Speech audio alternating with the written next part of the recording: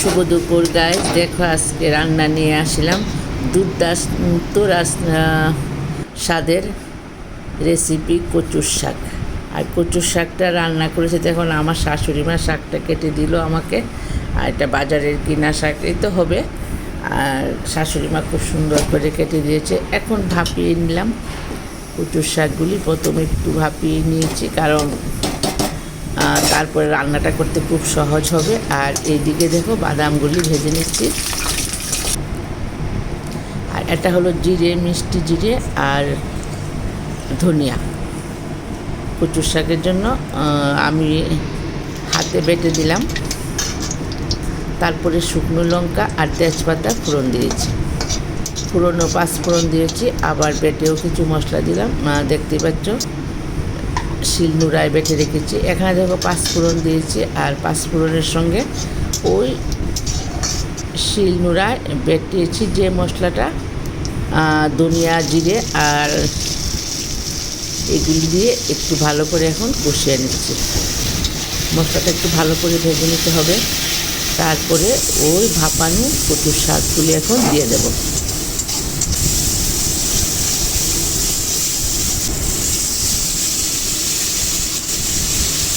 কচুর শাকগুলি এখন দিয়ে দিচ্ছি। তারপরে একটু ভালো করে নেড়ে ছিঁড়ে নিতে হবে। একটু পরিশ্রম হয় রান্নাটা করতে, কিন্তু খেতে তো ভীষণই স্বাদ। ঠাকুরবাড়ির মতো, ঠিক ঠাকুরবাড়ির মতো আজকে রান্নাটা করেছি। তোমরা দেখো বন্ধুরা, আশা করি ভালো লাগবে। যদি ভালো লাগে তাহলে একটা লাইক, একটা সাবস্ক্রাইব দিয়ে পাশে থেকো। একটু নুন দিয়েছি।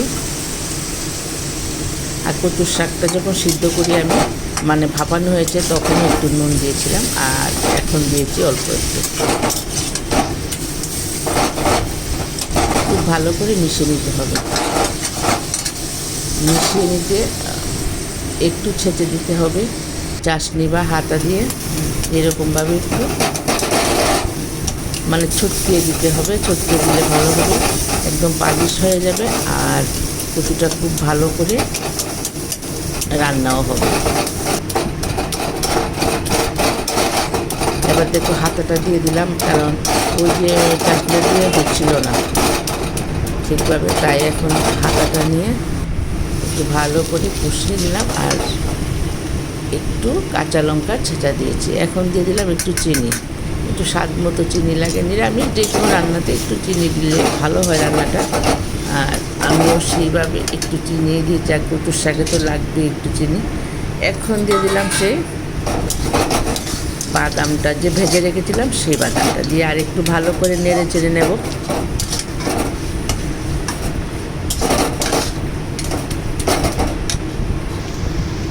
কচুর শাক একটি দুর্দান্ত খাবার। আর কিছুটা কাঁচা লঙ্কা দিয়েছি, চারটে। যদি কারোর একটু ঝাল ঝাল খেতে ভালো লাগে, একটু মেখে খেতে পারবে। এখন দিলাম এলাচ বাটা। আর একটু ভালো করে নেড়ে নিচ্ছে। কি সুন্দর কালার হয়ে গেছে। এখন দিয়ে দিলাম আর একটু কাজু, কিশমিশ, আর পড়লো ঘি। ঘি তো দিতে লাগবেই, পরিমাণ মতো একটু বেশি দিলেও ভালো হয়। কারণ কচুর শাকের যে টেস্টিটা আসে বেশি, সেটা কাজু, কিশমিশ আর ঘি দিলেই খুব ভালো হয়।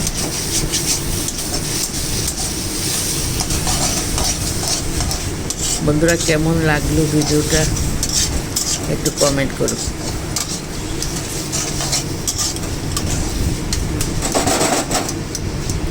আর একটু ভালো করে নেড়ে চেড়ে নেব। দেখতে দেখো খুব সুন্দর হয়েছে কালার এবং রান্না। দারুণ দারুণ স্বাদের সেই রান্নাটি।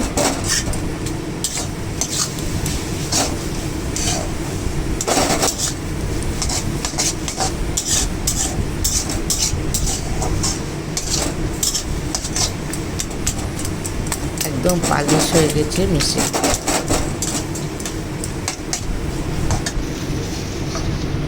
এখন দেখো নামিয়ে নিচ্ছি কাশের থাল। বাই বন্ধুরা।